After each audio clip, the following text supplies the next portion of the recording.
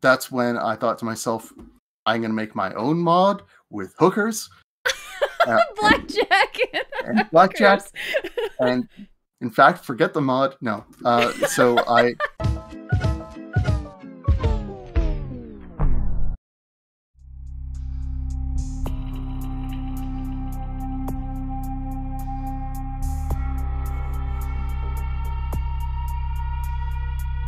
Hello, my friends. Welcome back to a Candid Conversation with.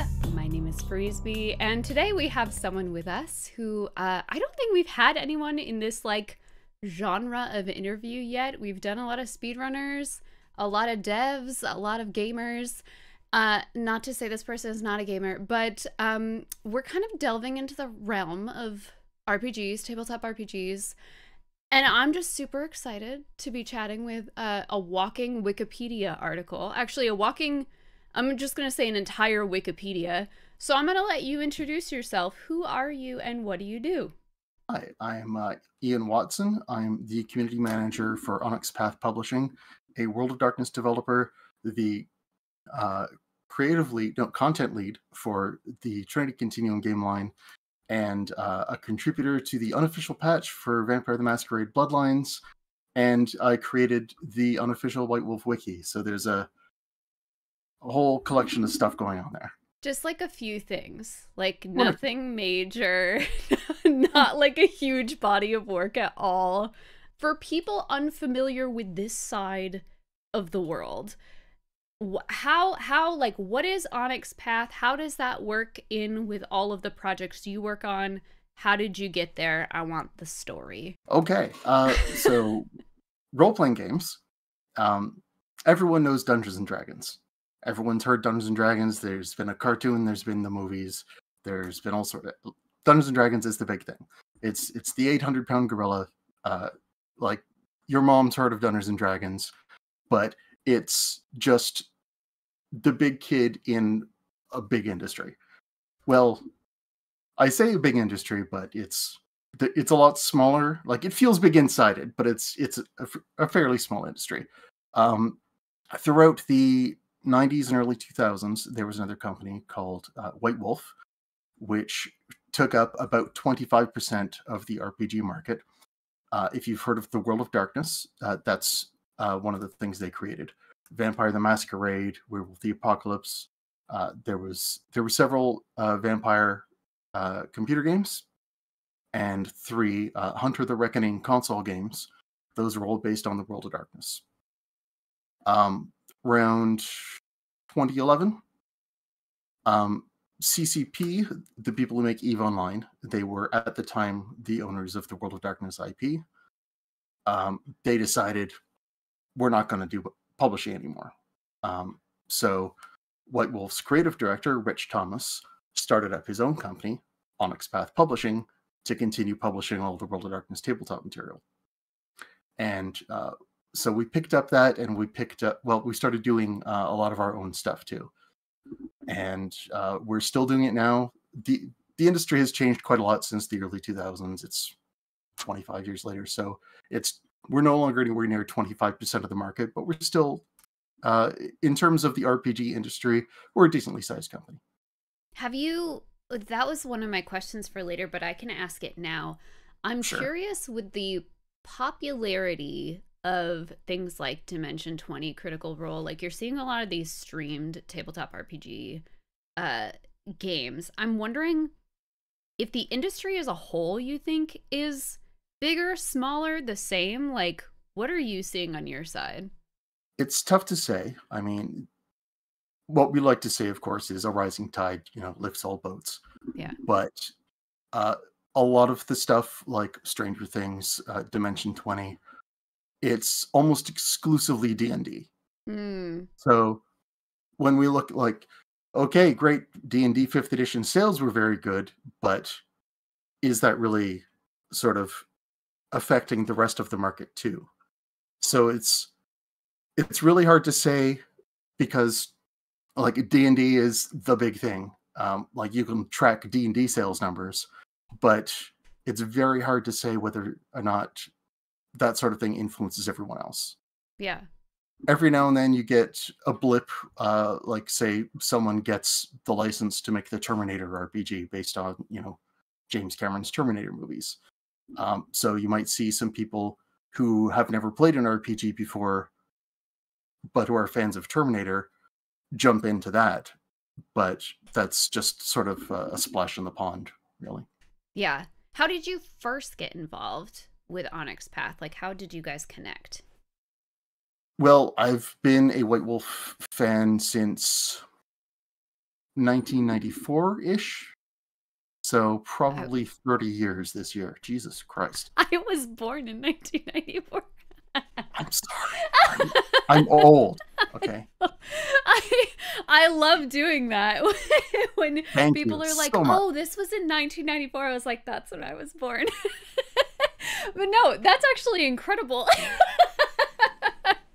Love you too. That's actually incredible that you have been like within this genre for so long, and now you just get to like do that as a job. Yeah. That's so cool. Yeah, like I was a fan for a long time.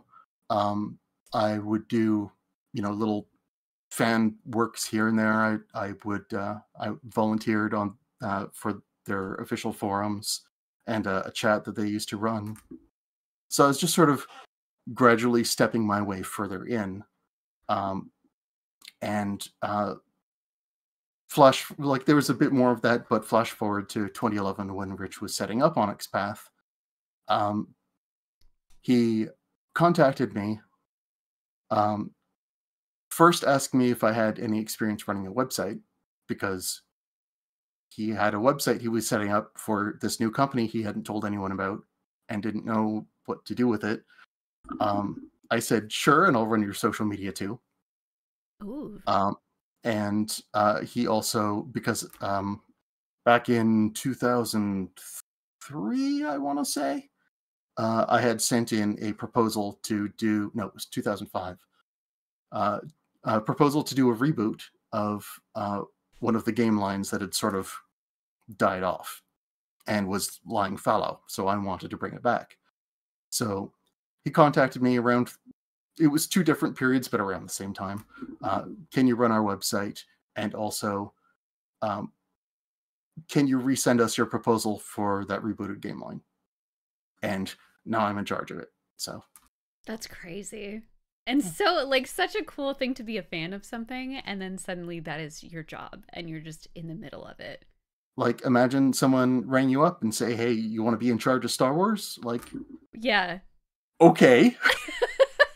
And you were already so good at it. Like, did the White Wolf Wiki, when you made that, was that before or after being a part of Onyx Path? Like, where in the timeline is that? That started around, I think it was 2005 I launched that one. So Onyx Path started beginning of 2012. Okay. So that had been running for quite a few years. Wow. I start up a lot of small projects here and there, and usually, I lose interest, or, no one else is interested and it dies off within a few months. But that's been running for a long time now. Yeah. It'll be 20 years next year. That's wild. See, that is wild. I had started using it after Vampire the Masquerade Bloodlines, obviously. Like, there's some info in there, obviously. It's based on the World of Darkness in the first place. Like, there's info I was looking for. But I had not realized it had been around for so long, and I don't think it had registered with me that you had made it. Like, just as a fan, like, you did this on your volunteer free hours. Well, I mean, I started it. There's been a lot of contributors over the last 20 years. It's a wiki, but is it still super active? Decently active, yeah. Yeah. Interesting. I like looked up your bio on it before doing this, because I was like, I know Ian's told me like a bajillion things about the everything, but like I want to make sure I have it clear. And I don't know, it was fascinating. It was fascinating to like read all about it and how this like passion project just like continues to live on, and probably will for like years and years and years. You have like a legacy. Right. Like, I don't even need to touch the damn thing because people contribute to it, but it just keeps on getting better and better, which is great. Yeah. You don't often see that with, something you make where you put it out into the world and other people keep on improving it. Yeah. That's really neat. So tell me about the other projects you've worked on. I know you said you are the community manager, content lead for Trinity Continuum. So what is that in the grand scheme of things? Do you want the history first, or do you want to start off where we are now? Ooh. Maybe a little bit of history would be helpful. Okay. Explain it like I'm 5. Okay. So, in 1997, White Wolf released a science fiction RPG, originally called Aeon. Show the books! Show this the one right books! Yes. This is the limited edition. A lot of people like to brag, "Ooh, I've got the limited edition with the plastic binding and everything." So that name lasted about 2 weeks before they got a lawsuit from MTV saying, "This is too confusingly similar to our science fiction title, Aeon Flux." White Wolf doesn't have MTV money, so they were forced to change the name, and they settled on Trinity. Gotcha. And so that launched fairly well. It's a universe sort of like, I like to call it Mass Effect, but 10 years before Mass Effect, because that came out in 2007. So there are people with psychic powers. We've recently lost contact with all of our extrasolar colonies, and we're just getting back in touch with them. There are jump ships. There's all the fun stuff that you can think of with science fiction. And it's sort of a kitchen sink setting in that, like if you prefer cyberpunk, there are sort of aspects of the setting that you can visit which are very cyberpunky. If you want to go to, there's one specific human colony which is very much like a bug hunt, like Starship Troopers. So if you prefer that sort of thing, so you can do an entire like season, if you like, in one specific thing, if you guys really like that. Or you can do, each session is a different subgenre of science fiction. So it's really fun and compelling that way. There's a lot to explore in the world. 2 years later, in 1999, they released a prequel to that called Aberrant, which was set in what was at the time the near future of 2008, where people with superpowers had suddenly started developing. So it was sort of a deconstructionist take on superpowers, which at the time was fairly novel. Like Watchmen was really the only thing that had done that before. But nowadays, it's everywhere. Yeah. You can't, like, it doesn't feel very special, although it was one of the first things to sort of tackle that sort of thing. But yeah, it's sort of a very shades of gray, conspiracies everywhere. And looking back at the history from the Aeon standpoint, you know that in like 2-3 decades, all of these people with superpowers are going to start going mad until they start off the Aberrant War, and they become increasingly inhuman and like mutated until eventually they get kicked off Earth. And then 2 years after that, in 2001, a game called Adventure with an exclamation point was released, which was a game of pulp action set in 1924.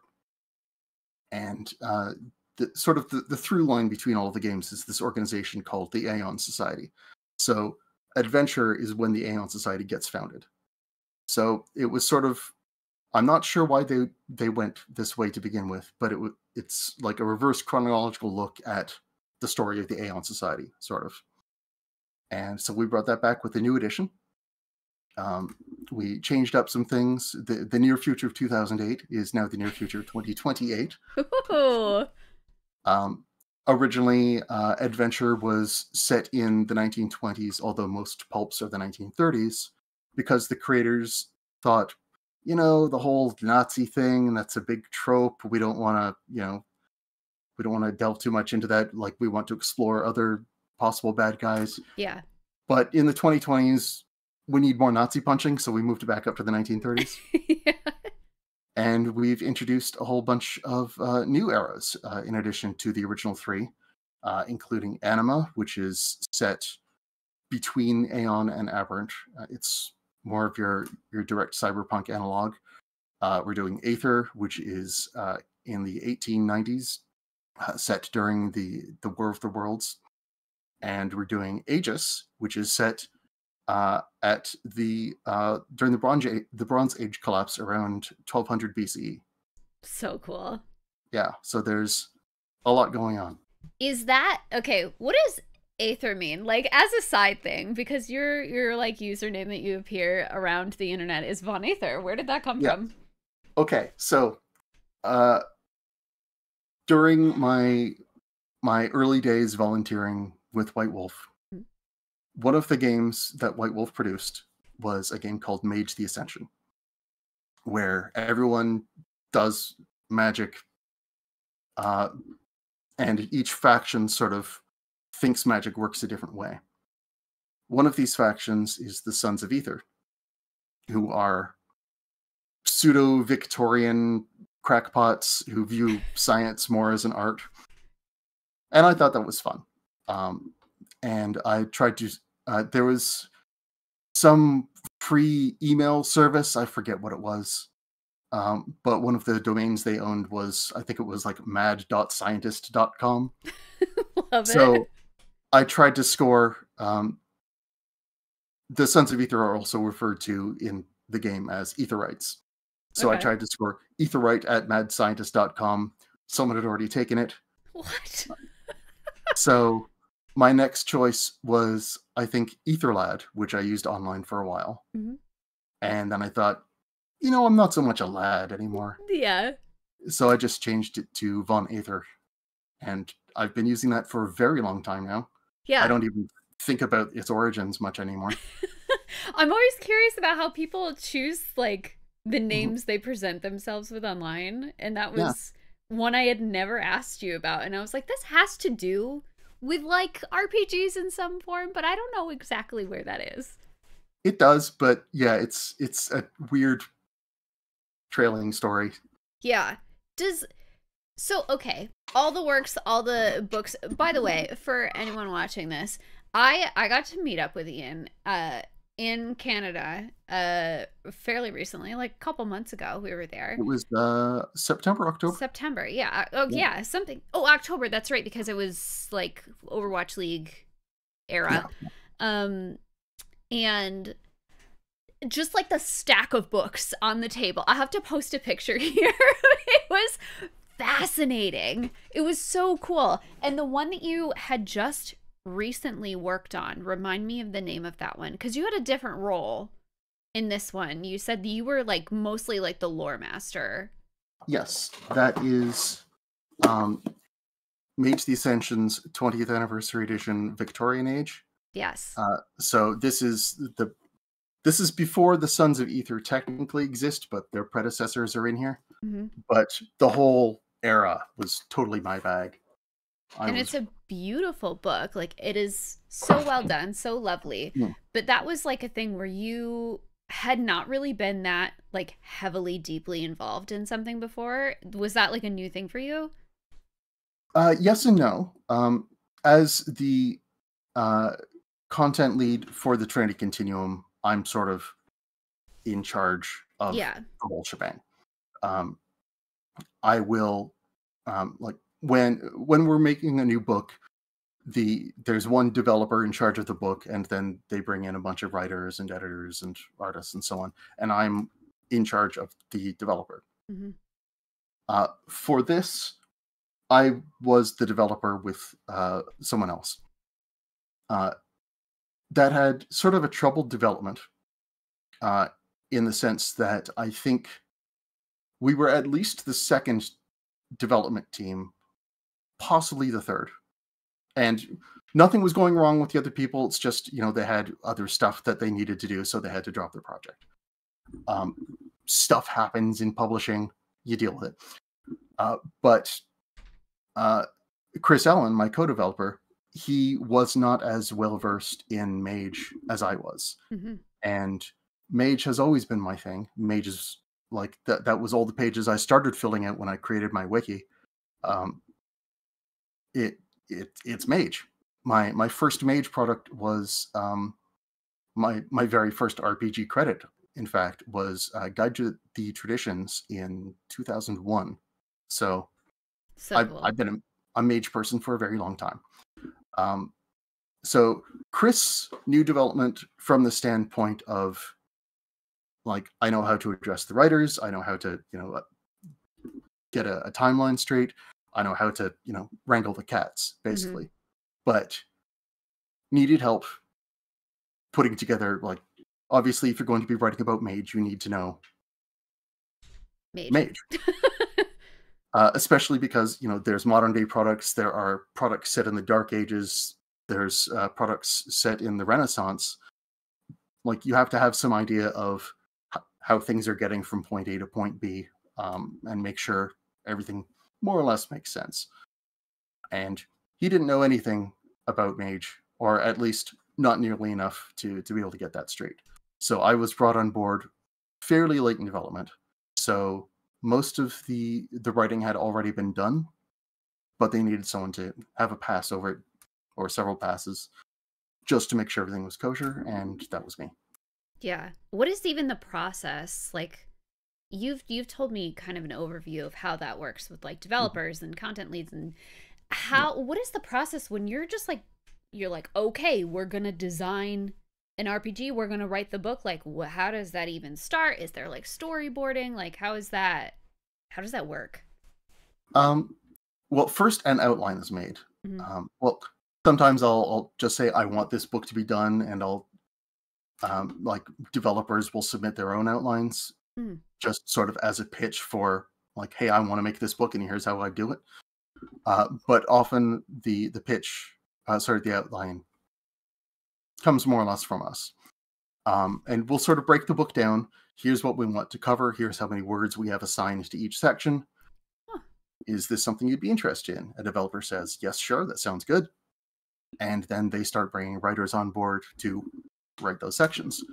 And then there's a couple of rounds. Usually, there's what we call red lines, where once the drafts roll in, we go in and we edit everything and make notes, going back to the old red pen days.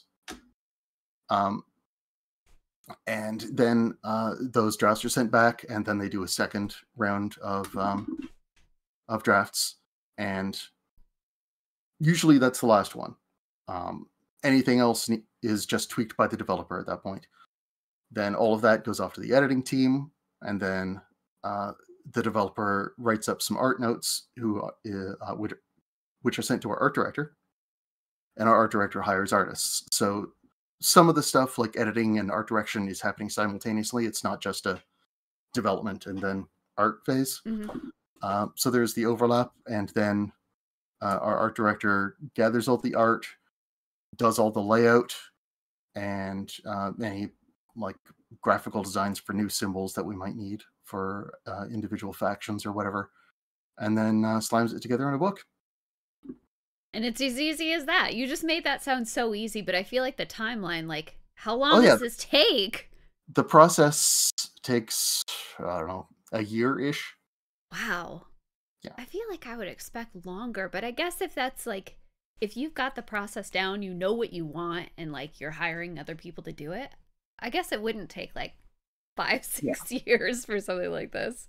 Like, our art director, Mike, he's been doing this for a long time. Longer than me, certainly. So yeah, like, he knows what he's doing. He can juggle like a dozen books at once. Yeah.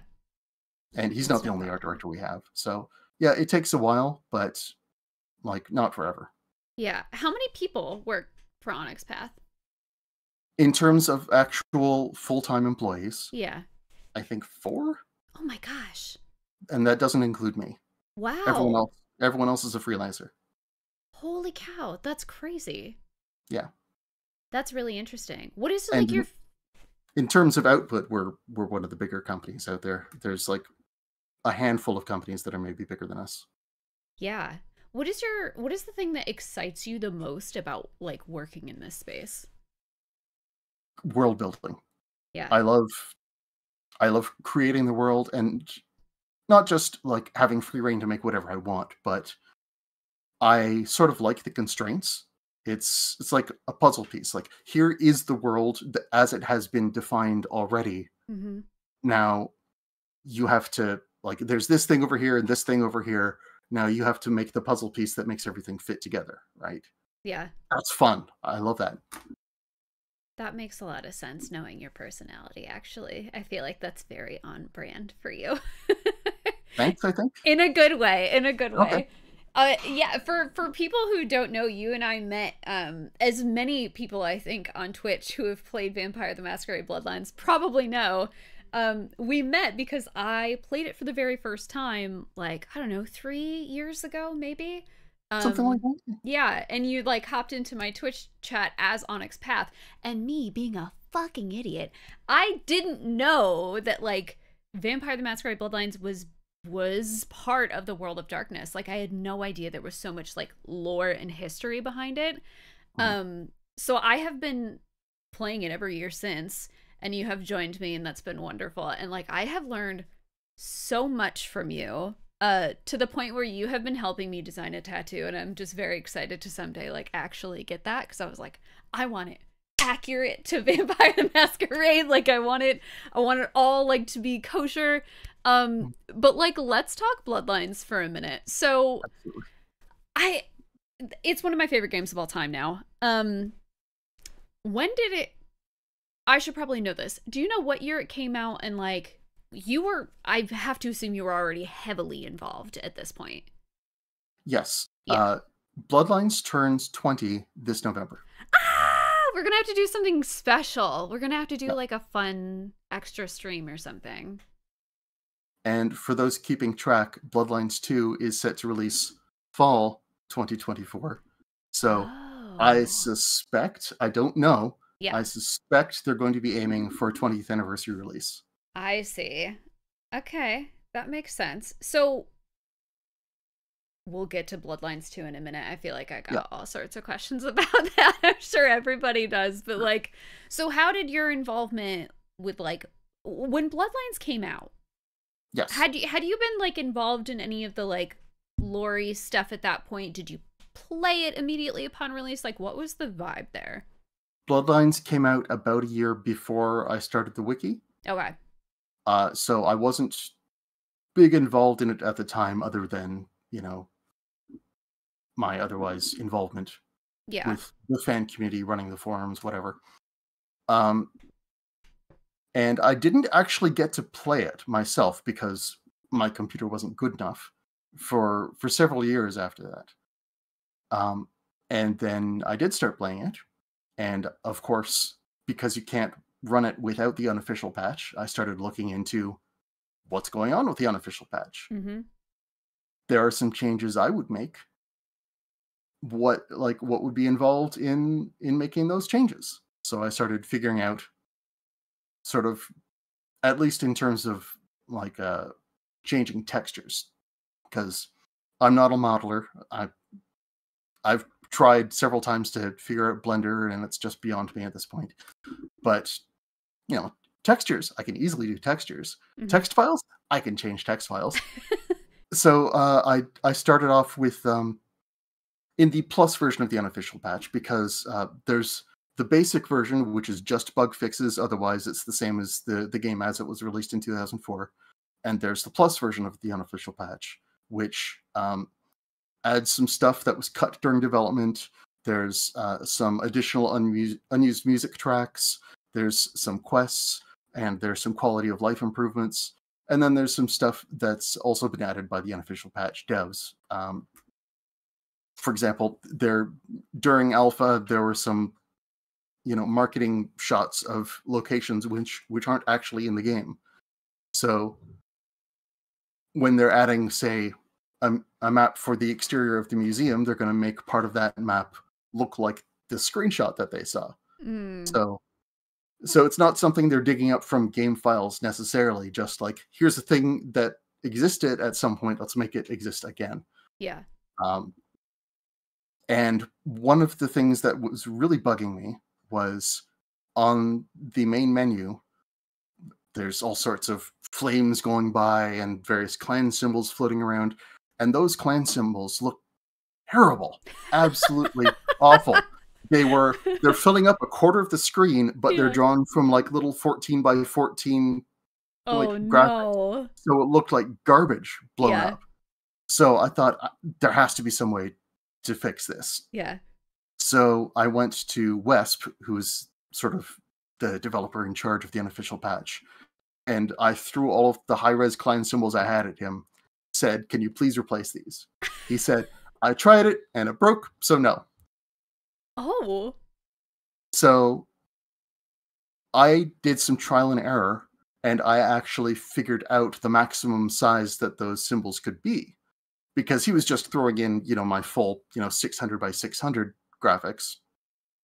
I think the maximum size is 128 by 128, which is small, but it's still 16 times larger than the originals, right? Yeah.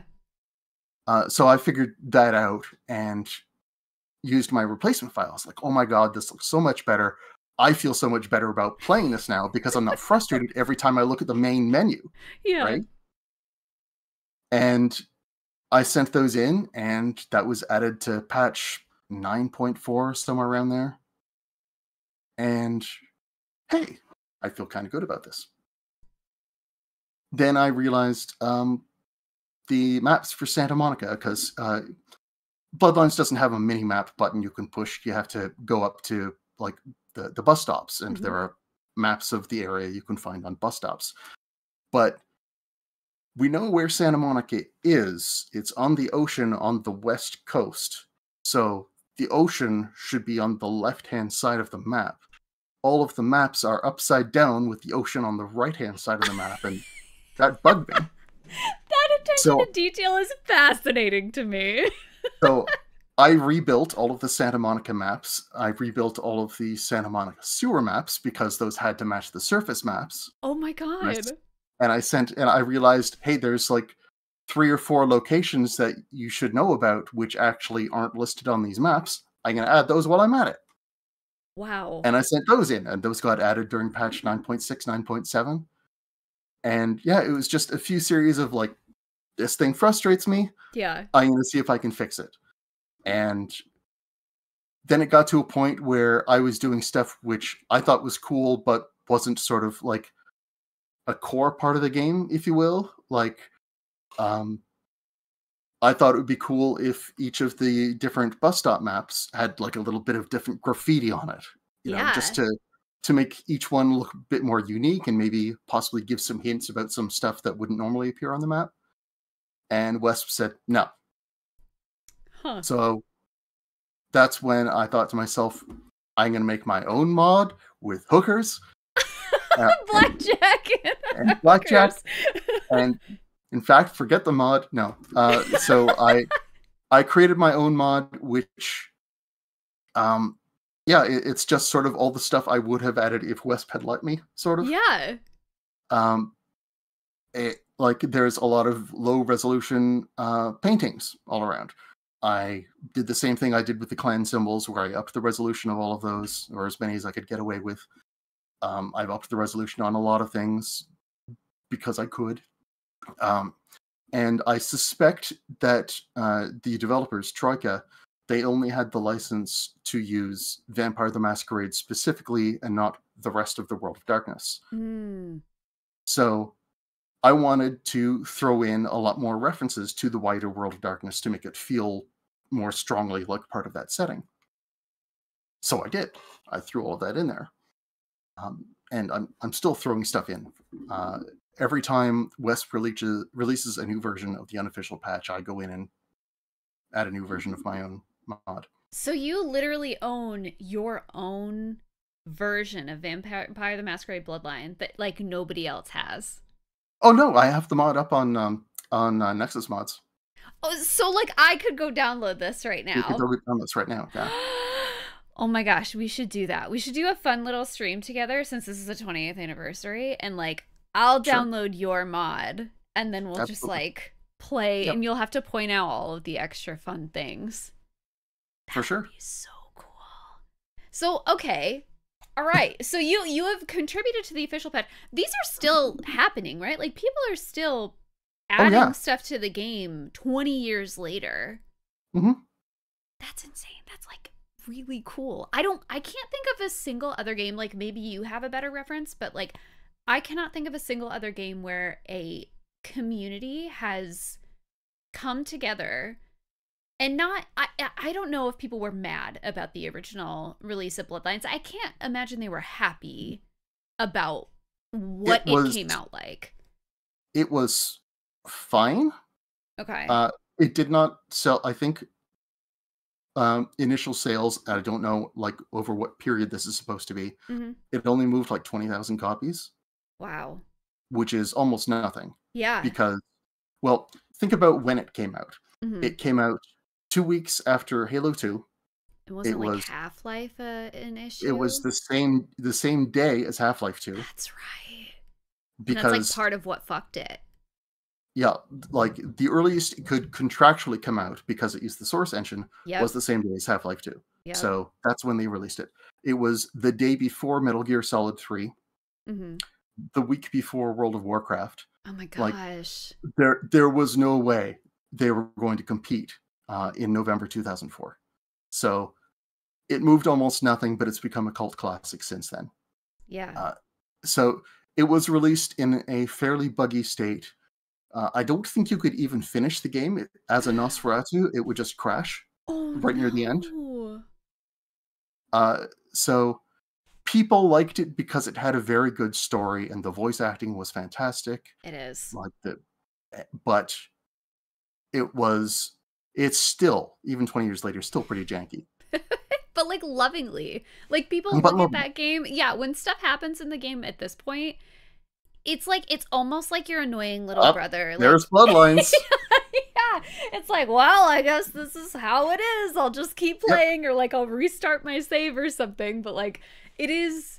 You'll stop to laugh at, the guy that you kicked into the corner who's just spinning up there, and then you'll just move on with your life.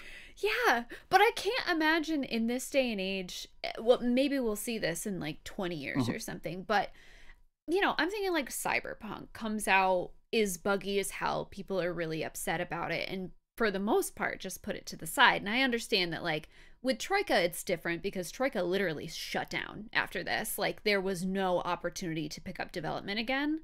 Yeah, they stayed together long enough to release one patch, which took them into the beginning of 2005, and then that was it. Which is like so sad. Do we know like what happened to some of those devs after? Like I hope they like see Bloodlines now and are like, oh, that was, like people put love into this. Like Tim Kaine, he's posted a bunch of stuff fairly recently talking about like plans for potential sequels to Bloodlines on his YouTube just last year. I think Leonard Boyarsky is over at Obsidian now. Like a lot of Troika came from Black Isle Entertainment, the people who made Fallout. So there was sort of a split where part of Black Isle went on to make Troika and the other half went on to found Obsidian. Right. So they've sort of been like personnel has been switching in and out for a long time. All clearly talented people with just like a really shitty situation. Like it all was, I think they had every intention of like making it beautiful and wonderful, but I almost wonder if it would have had the same kind of cult classic feeling to it if it had come out finished and it wasn't just and if it wasn't like a community effort. I almost wonder if that's an interesting proposition, because like a large part of the Bloodlines community is a bunch of people rallying around to fix the game. Yeah I don't know. Before we go, I need your thoughts on Bloodlines 2. So Bloodlines 2, some people may not know the full story behind it, and I'm just relating what's known to the public. I don't have any special internal knowledge. There's no insider trading happening here. No. No collusion. Yeah. So Bloodlines was originally announced, I think, 2018, 2019, coming from a company called Hardsuit Labs. And they were working on it for a while, and they had this whole ARG set up around it, and it was fun, and I liked it. Uh, the the graphics they showed during the trailers weren't terribly great, but you know what? Neither were the first games. As long as it has a solid story, I don't really care so much about the graphics. Whatever, it's fine. But apparently, from what we can tell, and Paradox, I'm not making any claims here, so don't come after me. Allegedly. Allegedly. Yeah. Allegedly, from what we can tell, Paradox didn't seem to be happy with the direction that Hardsuit was taking. Like, development reached a certain point, and they said, you know what, we're really not happy with this. To the point where they didn't say, fix it. They said, we're taking this away from you. And even during their original announcement saying, hey, we're taking this away from Hardsuit, they said they were moving it to a different development team. And then they went radio silent. And a lot of people just sort of glossed over that and thought, okay, it's been canceled. Mm-hmm. They're not working on it anymore. It's a dead game. It's in development hell.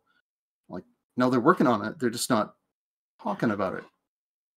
Every now and then people would ask Paradox's CEO about it, and he'd be like, yeah, we're still working on it. We're just not ready to talk about it yet. And seeing what happened to Hardsuit, like a lot of Hardsuit social media, anytime people saw something they didn't like, they got shit on hard. So I can understand if the new developers didn't want to announce themselves immediately. Yeah. Right? They wanted to have something solid in their hands first. So this past September, the Chinese room announced that they were the new developers for Bloodlines 2. It looks like they had access to a lot of the same assets that Hardsuit had left over, but the game has been taken in a very different direction. Hardsuit's version, you started off as a Thin Blood, who was a very weak form of vampire, and then later, during the game, you would diablerize another vampire, which is sort of swallowing another vampire's soul, enough to beef yourself up that you could officially sort of join a clan. This is the inverse, where you're starting off as an elder. You've woken up after a long time in torpor, which is, you know, you've been dead, basically, sort of in suspended animation. And you have to deal with stuff going on now in the present, like catching up with, you know, what modern life is like. And come to think of it, I can't think of, like, at this point, there's been something like 13, 14 Vampire the Masquerade games. Nearly all of them start off with you being a fairly young vampire, because that's the easiest way to get you rolling as a player. Right. So there's not very many which start you off as the elder. So that should be a very interesting take on things, and I'd like to see where they go with that. So you're not swayed one way or another of like, oh, I'd prefer you to be starting off as a young vampire, you know, to stick with how it's been. You know, that story would have been fine. Yeah. It's a tried and true formula, but they're doing something very different, and I want to see how they do it. I do too. Because, like, and what are your stats the clans, at the start? Right. As for the clans that they have announced, there's not the full 7 that you got in the first Bloodlines, but of the 4 that they're starting off with an extra 2 to be added with DLC. Oh. Of the first 4, the Tremere are one of them, and that's my boys. So I'm happy. Tremere, really? Because they're the mages. Oh, of course. Why didn't I put 2 and 2 together? Of course, the Tremere. What are the other 3 they have? I don't even think I've, like, followed up on this.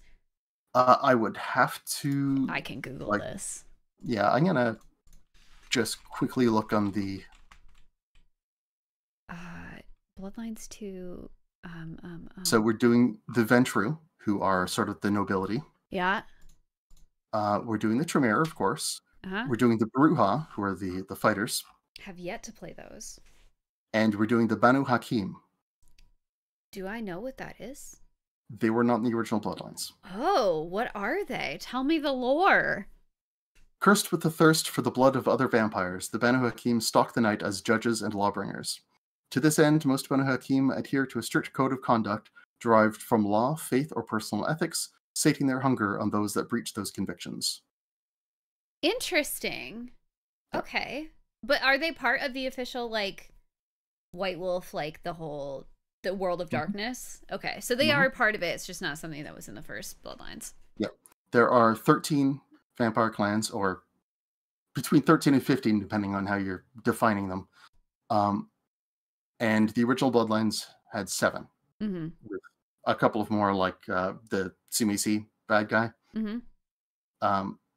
that showed up but weren't playable. So gotcha. you didn't get the full breadth of the Vampire the Masquerade experience. Okay, good to know. So I have played, my first playthrough was Aventru. I just did my Malkavian run last year. Year 3, what is the next clan I have to play? Okay, that seems fair for the 20th anniversary year, and if we do a special fun stream of, like, looking at your mod, I think that would be super fun. I don't even know, I haven't even looked into, like, the details of the Tremere and, like, what they can do, and, like I know the Ventru, like, you know, they can't eat the rats and stuff, and, like, there's, like, little stuff I remember from each, but I don't know anything about the Tremere, so I'm excited. Oh, that should be fun. I will not disclose, but that should be fun. Cool. Thank you so much for doing this. Is there anything you want to plug while you're here? Where can people find you? I can be found just about everywhere as Von Aether. That's my link tree, which is going to have all of the pertinent stuff. And I don't have it yet, but the most recent game line that was released for the Trinity Continuum is Trinity Continuum Anima, set in 2084. That's my cyberpunk thing. It just came out, and I would really love it if everyone checked that out. Yay! I'll put the links in the description, of course, if you wouldn't mind making sure I have the right ones. But sure, everyone check down in the dingle box. The dingle box. That's what we're calling it now. It's canonically the dingle box. Awesome. Thank you so much for doing this. I had a lot of fun. And for everyone else, I will see you in the next one. Goodbye!